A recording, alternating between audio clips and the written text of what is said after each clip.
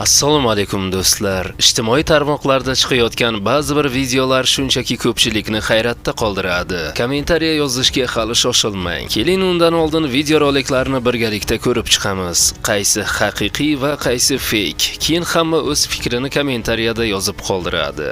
Kelishdikmi do'stlar? Lekin video boshlanishidan oldin do'stona like tugmachasini bosib, agarda kanalimizda yangilardan bo'lsangiz obuna bo'lib qo'yishlikni unutmang. Ulkan qanotli bir jonzot osmon bo'ylab sekin harakatlanayotgan edi va guvohlarni eng qo'rqitadigan narsa shundaki, u o'zini yashirishga urinmadi. G'ordagi qo'rqinchli mavjudotlar orasida ayniqsa biri ajralib turardi. Xuddi qadimgi sirni himoya qilayotgandek, sirli oltin buyumni qo'riqlayotgan ulug'vor bir qiyofa. Bir qarashda bu oddiy kadrdek tuyuladi, ammo unga uzoqroq tikilganingiz sari bir narsa yaqqol namoyon bo'ladi. Nogironlik aravachasidagi shaxsning tana holati anatomik jihatdan mumkin bo'lgan chegaradan tashqariga chiqib ketgan. Shahar uzra deyarli 1 soat davomida olovli portal muallaq turdi, biroq shu vaqt ichida uning paydo bo'lishiga hech qanday izoh topilmadi.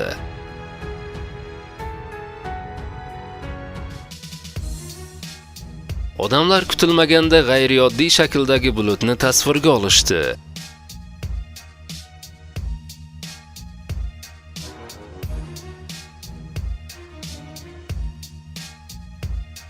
Guvoh kishi tasodifan kanaldagi rangpar jonzotni videoga oldi va eng bezovta qiluvchi narsa uning ko'rinishi emas, balki u tasodifan u yerda bo'lmagandek his qilishdir. Bir kuni Isroil ko'chalarida minglab qarg'alar hukmronligi ostida qoldi va bir necha soat davomida shahar hech kim yozmagan ssenariy asosidagi manzarani eslatib qoldi.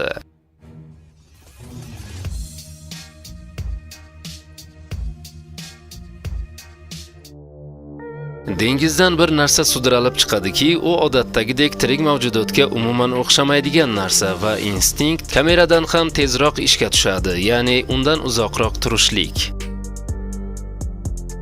Keraksiz buyum sifatida uloqtirib yuborilgan o'yinchoq o'z-o'zidan qaytib keladi va eng vahimali tomoni uning harakati emas, balki bu harakatning ataylab qilingandek ko'rinishidir.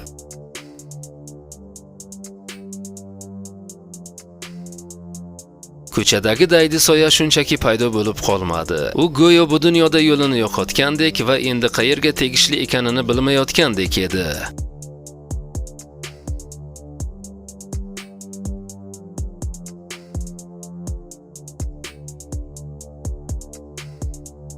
Bu illyuziya bo'lsin yoki yo'q, dastlabki qarashda bo'ronli osmondagi ushbu hodisa haqiqatdan ham xavotir uyg'otadi.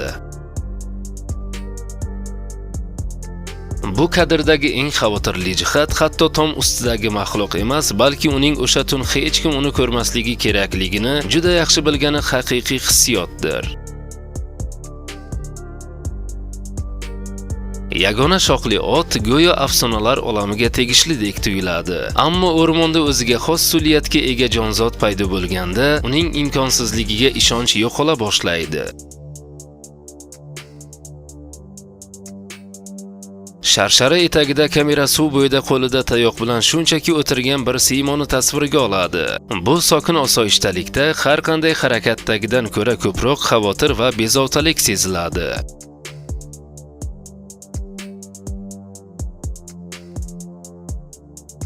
Ko'lda tasvirga olingan jonzot tasodifiy uchrashuv uchun juda mifologik va har bir kadr uning hech qachon kameraga tushmasligi kerakligi haqidagi tuyg'uni yanada kuchaytiradi.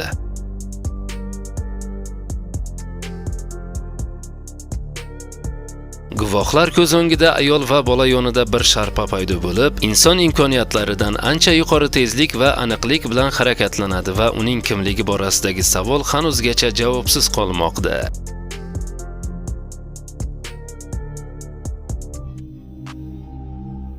Ushbu kadrda qanotli bir jonzot osmonga ko'tarilgani tasvirga olindi va bu esa ko'pchilikni hayratda qoldirdi.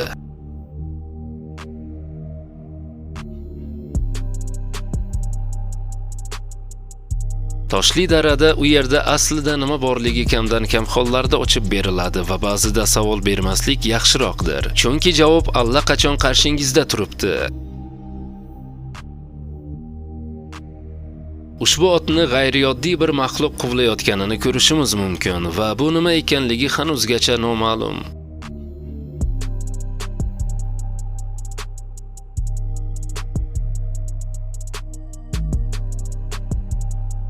Yo'lda o'ta ehtiyotkor bo'lish kerak, ayniqsa piyoda yurganda. Chunki ba'zida mana shunday tushunarsiz holatlar yuz berib turadi. Uy tomida qanotlarini yoygan qushlar tasodifga emas, balki uy egalari uchun jim bir ishoraga o'xshaydi.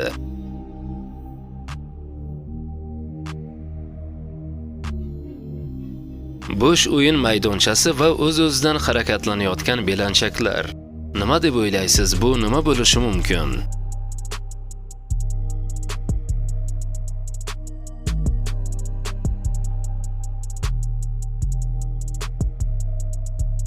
Go'yo bulut o'z nishonini oldindan tanlab olgandek, bor suv zaxirasini shaharning yakka-yagona bir qismiga yog'dirib yuborgandek.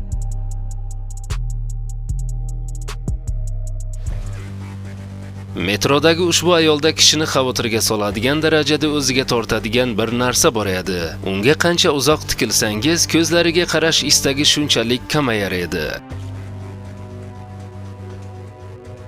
Bu bo'yoqli shunchalik g'ayriyoddiy ko'rinardiki, go'yo tabiatda bir lahzaga borliq bilan tajriba o'tkazishga qaror qilgandek edi.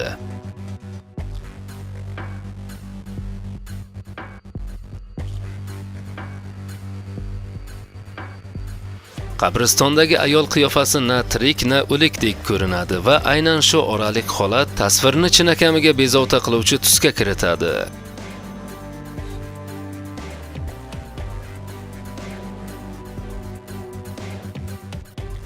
Osmonda bir shakl namoyon bo'ladi. Tasodifiy bulut deb bo'lmaydigan darajada aniq shakl va uni qancha ko'p odam ko'rsa, bu shunchaki havo o'yini emasligiga shubha shunchalik kamayib boradi. Ushbu videoda tashqaridan ichkariga kirib kelgan odam to'satdan yo'q bo'lib qoladi. Bu qanday sodir bo'lgani ko'pchilikni hayratda qoldiradi. Siz shu haqida nima deb o'ylaysiz? Albatta kommentariyada yozib qoldiring.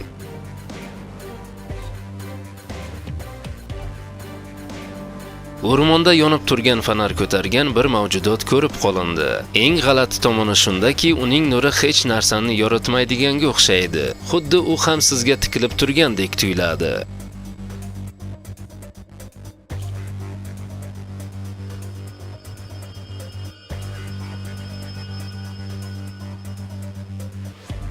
Supermarket yaqinidagi asfaltda ichkaridan nur sochib turgan yoriq paydo bo'ldi.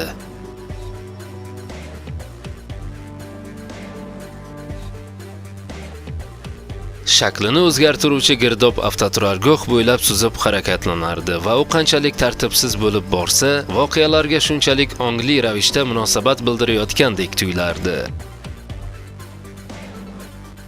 Bugungi videorolikimiz o'z nihoyasiga yetdi. Endi esa kommentariyada o'z fikrlaringizni yozib, videorolikka like bosib, kanalimizga obuna bo'lib qo'yishlikni unutmang.